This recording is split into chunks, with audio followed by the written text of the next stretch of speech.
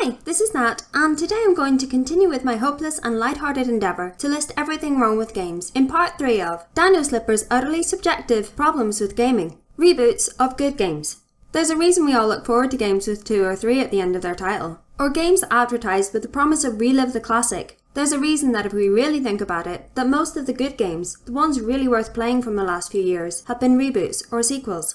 Financial security based on the false premise that because it worked before, it'll work again. The larger developers have trained themselves that only pre-existing ideas work. And even more worryingly, that these pre-existing ideas will always work. Why I do not like reboots is pretty simple and straightforward.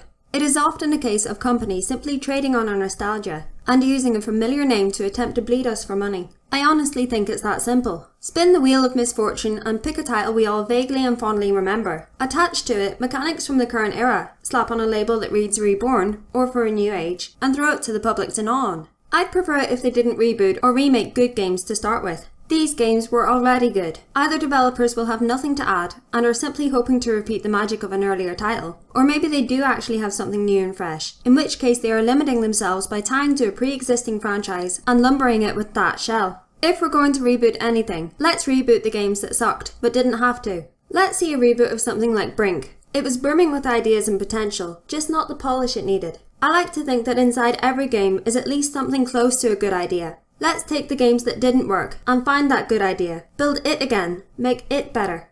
The peculiarities of first-person perspectives.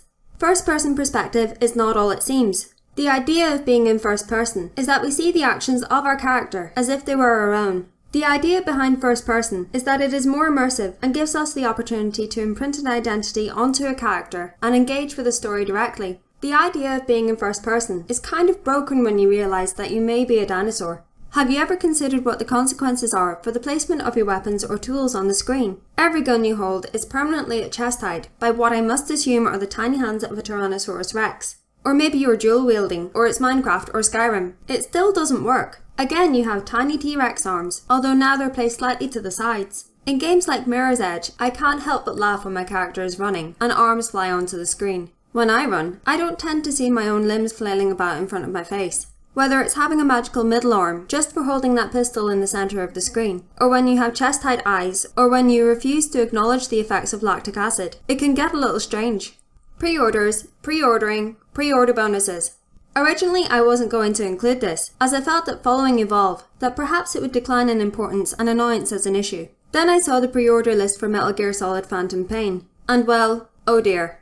If you need a chart to explain which of the assorted perks, bonuses, and additional paraphernalia that you want to get when buying a game, then something very cynical is afoot. It's abusing the trust of the consumers. It splits the fanbase. The fanbase, who really should know better by now than to purchase these super special shiny trinket editions. Pre-ordering is one of the greatest gaming sins you can commit. The idea is that you receive your share in what is assumed to be a limited commodity. That's how it's sold to start off with anyway. It then mutates into the opportunity to demonstrate how much of a fan you are, or how hardcore you are by giving access to various skins and perks, the mere existence of which creates a split in the fanbase between haves and have-nots. As a consequence, we can get a title at launch with inbuilt animosity between two groups resentful of which flavour of the game they bought, instead of just playing the damn game. In this age of digital distribution, does anyone actually believe that there won't be enough copies of Call of Duty to go around? Are we going to suffer a calamitous internet drought? I very much doubt it. And the reason I cite Call of Duty is because they are one of the repeat offenders of the crime of pre-order peddling.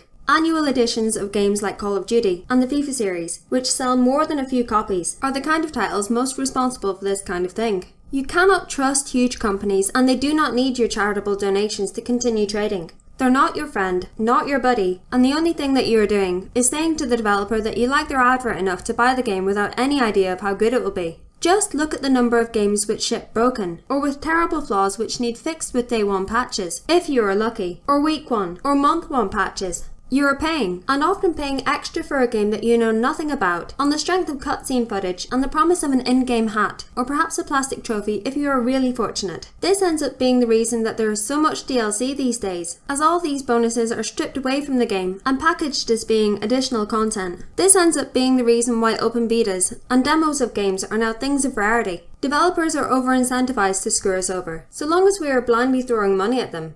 Forcing multiplayer where it does not belong.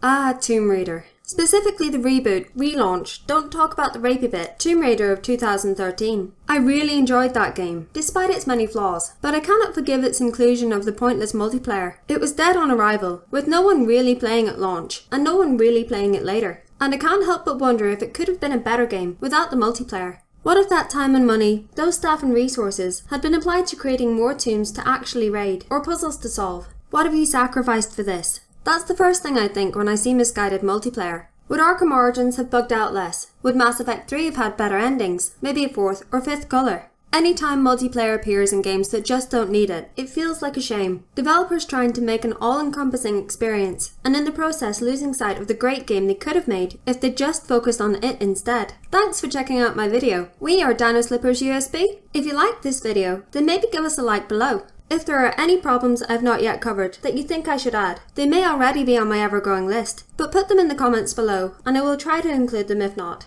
And if you really like this video, then click subscribe and check out my other videos.